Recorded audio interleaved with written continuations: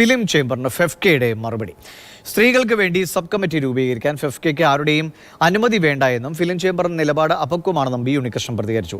Core കമ്മിറ്റിയുടെ പ്രവർത്തനം ശക്തമായി മുന്നോട്ട് കൊണ്ടുപോകുമെന്നും ഫെഫ്ക അറിയിക്കുന്നുണ്ട്. ബിനിൽ വിവരങ്ങളുമായിട്ട്. ബിനിൽ, സിനിമാ സംഘടനകൾക്കിടയിൽ വല്ലാത്തൊരു അസ്വാരസ്യങ്ങൾ വരികയാണുള്ളത്. എന്തായിരുന്നു ഇങ്ങനൊരു പ്രശ്നത്തിലേക്കും ഇങ്ങനൊരു പ്രതികരണത്തിലേക്കും പോയത്?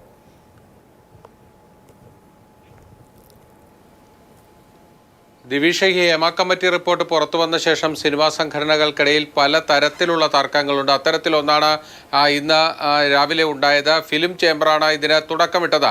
ഫിലിം ചേംബർ ഫെഫ്ക രൂപീകരിച്ച വനിതാ സബ് കമ്മിറ്റിക്കും അവരൊരു ടോൾ ഫ്രീ നമ്പർ നൽകുകയും ചെയ്തിരുന്നു, പരാതികൾ ഉണ്ട് എങ്കിൽ അത് അറിയിക്കാൻ.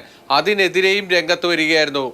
വനിതാ കമ്മീഷനും സംസ്ഥാന സർക്കാരിനും കത്തുകൾ അയച്ചുകൊണ്ടാണ് ഫെഫ്ക ഇതിനെതിരെ രംഗത്ത് വന്നത്. കാരണം ഫിലിം ചേംബർ രംഗത്ത് വന്നത് ഫെഫ്കയുടെ നീക്കം അത് ശരിയായ നടപടിയല്ല എന്നതായിരുന്നു ഫിലിം ചേംബറിന്റെ ഏറ്റവും പ്രധാനപ്പെട്ട പരാതി എന്നത്. അവർ അവകാശപ്പെടുന്നത് സംസ്ഥാന വനിതാ കമ്മീഷൻ സിനിമാ മേഖലയിൽ ഈ ICC രൂപീകരണവുമായി ബന്ധപ്പെട്ട ഒരു മേൽനോട്ട സമിതി രൂപീകരിച്ചിട്ടുണ്ട്. ആ മേൽനോട്ട സമിതിയിൽ വിവിധ സംഘടനകൾ അംഗമാണ്.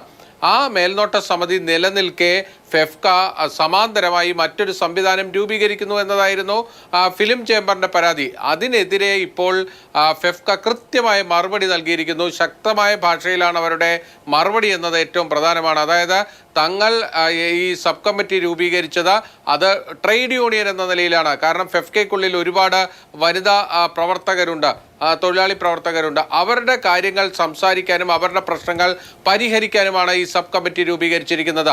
അത്തരത്തിലൊരു സബ് കമ്മിറ്റി രൂപീകരിക്കുന്നതിന് ഫിലിം ചേംബറിൻ്റെതല്ല മറ്റൊരു സംഘടനയുടെയും അനുവാദം തങ്ങൾക്ക് ആവശ്യമില്ല എന്നാണ് ബി ഉണ്ണികൃഷ്ണൻ വ്യക്തമാക്കിയിരിക്കുന്നത്.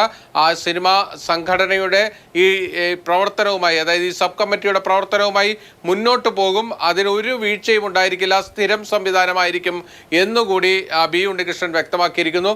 അതോടൊപ്പം തന്നെ ഫെഫ്ക ഒരു കാര്യം കൂടി ഫിലിം ചേംബറിനെ ഓർമ്മപ്പെടുത്തുക കൂടി ചെയ്തിട്ടുണ്ട്.